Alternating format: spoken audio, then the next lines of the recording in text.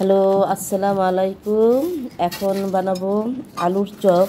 আমি 7-8টা আলু সিদ্ধ করে নিয়েছি।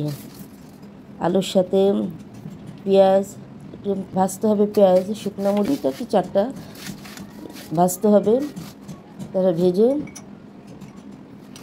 উঠিয়ে রাখতে হবে। এটা হাতে কুচলিয়ে কাঁচামরিচ অল্প কিছু কাঁচামরিচ আমি দিয়েছি। পেঁয়াজ, শুকনো মরিচ, কাঁচামরিচ, সরিষার তেল, লবণ, স্বাদমতো পুদিনা পাতা ও পাঁচফোড়ন গুঁড়া দিতে হবে। আলুর সাথে সব মশলা দিয়ে একসাথে চটকিয়ে দিতে হবে।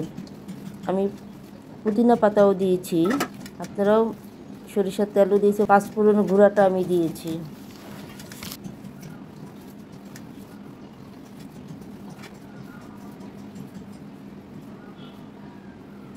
দিয়ে একসাথে মাখিয়ে ছোট ছোট গোল করে বেসনে ডুবিয়ে ভেজে ফেলুন। ভালো লাগে, আমার কাছে ভালো লাগে। আপনারা এভাবে বানিয়ে দেখুন, ভালো লাগবে। যদি ভালো লাগে লাইক দিবেন, কমেন্টস করবেন, শেয়ার করবেন।